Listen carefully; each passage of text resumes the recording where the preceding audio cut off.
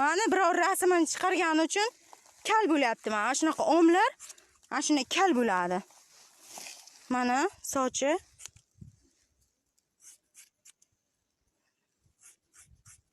Bundan keyin birovga nima qilmaysan? Eshitdingmi? Tagidan. Men shunchalar yangamni bodmon qilyapsanmi sen qiz? Ha, yangamni rasmini mana o'zim deb yigitiga tashlagan, internetda aylanib yuribdi u. O'shaning uchun mana kal bo'lyapti bu qiz. Sizlar o'rnak bo'lsin, kimnidir rasmini chiqarishga. Birov telefonni ishlatishga ham.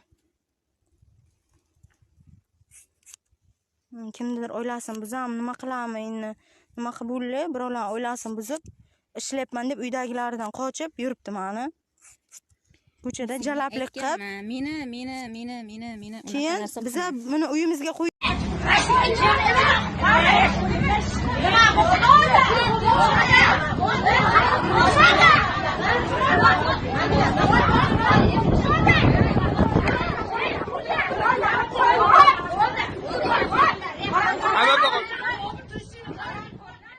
Men she'rdan she'rgacha olingan. Men she'rdan kelgan.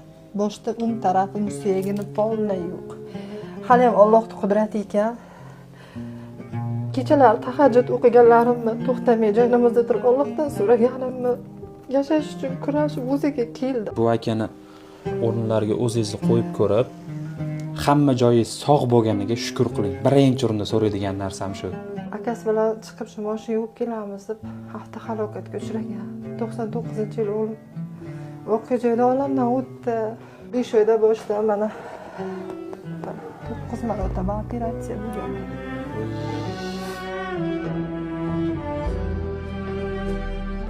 Ovqatlanish qanaqa katta ne'matligini hozir mana shu akamiz orqali sizga bitta ko'rsatib bermoqchimiz. Ovqat shu yerdan berasiz? Ha, mana shu yerdan beraman. Suvda ham unaqa qo'yib ichadi. Shunda oshqozonlarga bu ovqat yetib boryapti-da. Ha, mana shu yerga mana oshqozon. Bu ham mana bunaqa bu qonli ko'p yil qo'yilgan ham biri. Ovqat chiqib ketyapti bu yerdan ham.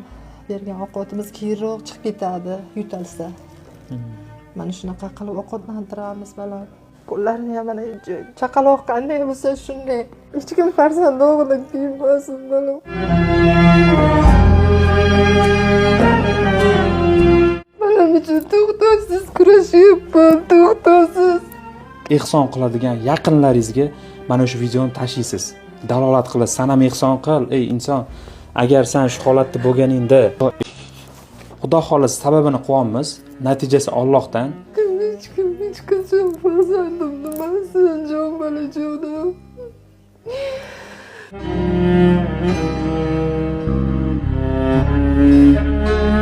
Suyagini polnay yo'q. Hali ham Allohning qudrati ekan.